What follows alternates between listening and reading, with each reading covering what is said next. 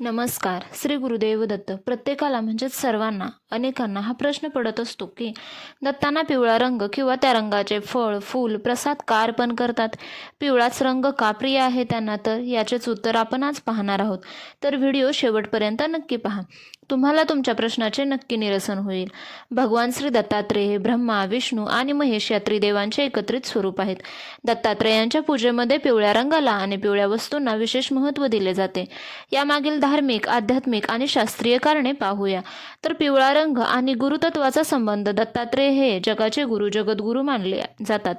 ज्योतिषशास्त्र आणि अध्यात्मात गुरु बृहस्पती ग्रहाचा संबंध पिवळ्या रंगाशी आहे. पिवळा रंग ज्ञान, समृद्धी, चैतन्य आणि सात्विकतेचे प्रतीक आहे.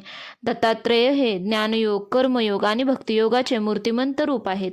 गुरुग्रहाची ऊर्जा प्राप्त करण्यासाठी पिवळ्या वस्तूंचे दान केले जाते. सात्विकतेचे प्रतीक हिंदू धर्मात 3 गुण मानले जातात: सत्व, रज आणि तम. पिवळा रंग हा सत्वगुणाचे प्रतिनिधित्व करतो. दत्तात्रेयांची पूजा ही मुख्यत्वे ज्ञानप्राप्ती आणि मनाच्या शांततेसाठी केली जाते.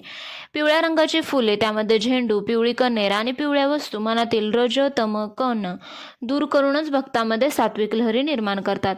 भगवान विष्णूंचा अंश दत्तात्रेय भगवान विष्णूंचे अवतार मानले जातात. विष्णूंना पितांबरधारी, पिवळे वस्त्र परिधान करणारा म्हटले जाते.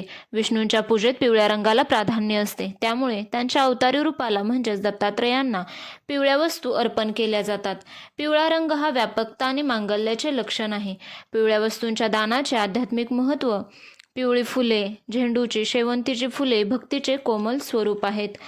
पिवळे वस्त्र दान करणे म्हणजे अहंकाराचा त्याग करणे. पिवळे गुरूंच्या चरणी अर्पण केल्याने जीवनात शिस्त आणि ज्ञान येते. पिवळी डाळ आणि गुळांनामध्ये पिवळ्या डाळीचे दान हे समृद्धीचे प्रतीक आहे. असे मानले जाते की त्यामुळे घरातील अन्नाची कमतरता दूर होते आणि गुरूंची कृपा सदैव राहते. हळदी नैसर्गिकरित्या शुद्ध करणारे आणि मांगल्याचे प्रतीक आहे. दत्तात्रेयांना हळद अर्पण केल्याने नकारात्मक ऊर्जा नष्ट होते. विशेष म्हणजे दत्तभक्त प्रामुख्याने गुरुवारी महाराजांची विशेष पूजा करतात. गुरुवार हा गुरूंचा दिवस असल्याने या दिवशी पिवळ्या रंगाचे धान्य, फुले किंवा वस्तू, वस्त्रे गरजू लोकांना दान केल्याने पत्रिकेतील गुरुग्रह प्रबळ होतो. जीवनातील संकटे दूर होतात. मानसिक आणि शास्त्रीय परिणाम म्हणजे मानसशास्त्रानुसार पिवळा रंग हा आनंदाचा आणि बुद्धिमत्तेचा रंग आहे. तो मेंदूला उत्तेजित करतो आणि सकारात्मक विचार प्रवृत्त करतो.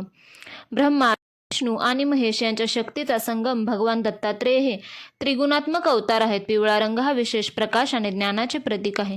जेव्हा आपण ब्रह्माच्या सर्जनशीलतेचा, विष्णूच्या पालनशक्तीचा आणि शिवाच्या संहारक शक्तीचा आशीर्वाद एकाच वेळी गुरुतत्वातून मिळवत असतो, पिवळा रंग या तिन्ही शक्तींमधील सुसंवाद दर्शवितो.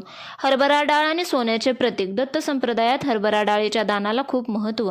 पिवळ्या रंगाची ही डाळ सुवर्णाचे, सोन्याचे प्रतीक मानले जाते. दत्त महाराजांची आवडती फुले झेंडू हे तेजस्वी असतो. तो भक्ताच्या निश्चयी भक्तीचे प्रतीक आहे. पिवळे चंदन कपाळावर लावल्याने किंवा पिवळ्या चंदनाचा टिळा लावल्याने मन शांत होते आणि एकाग्रता वाढते. केळी. नैवेद्यासाठी पिवळ्या रंगाच्या केळ्याचा वापर केला जातो, कारण ते पूर्णान्न आणि सात्विक मानले जाते. दत्तात्रेयांची माता सती अनुसूया यांनी आपल्या पतिव्रत्य शक्तीने त्रिदेवांना बालक बनवले होते. पिवळा रंग हा मातृत्व, वात्सल्याचा आणि पावित्र्याचा देखील रंग मानला जातो. दत्तात्रेयांच्या रूपातील बालपण आणि गुरुपण या दोन्ही अवस्थांमध्ये पिवळा रंग सात्विकता टिकवून ठेवण्यास मदत करतो. श्री गुरुचरित्र ग्रंथानुसार जेव्हा एखादा भक्त संकटात असतो तेव्हा त्याला पिवळ्या धान्याचे दान करण्याचा सल्ला दिला जातो. त्यामुळे पितृदोष आणि गुरुदोष कमी होतात. पिवळ्या रंगाच्या वस्तूच्या दानाने अन्नपूर्णा माता प्रसन्न होते आणि त्या घरात अन्नाची उणीव कधीच भासत नाही. दत्तपूजेत वापरल्या जाणाऱ्या मुख्य पिवळ्या वस्तू, वस्त्र, पिवळ्या रंगाचे पितांबर किंवा उपरणे. नैवेद्यामध्ये केशरयुक्त दूध, बेसन, लाडू, पिवळा गोड भात, फुलांमध्ये पिवळी झेंडूची आणि शेवंतीची फुले, तसेच हळद आणि पिवळ्या अक्षदा यांचा समावेश होतो.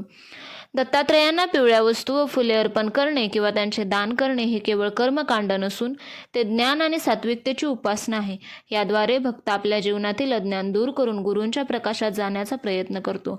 तर मी आशा करते की तुम्हाला ही माहिती नक्की आवडली असेल तर प्लीज व्हिडिओला लाईक करा. चॅनलला अजूनही सबस्क्राईब केलं नसेल तर जरूर सबस्क्राईब करा, शेअर करा. व्हिडिओ पाहिल्याबद्दल धन्यवाद. श्री स्वामी समर्थ. श्री गुरुदेव दत्त.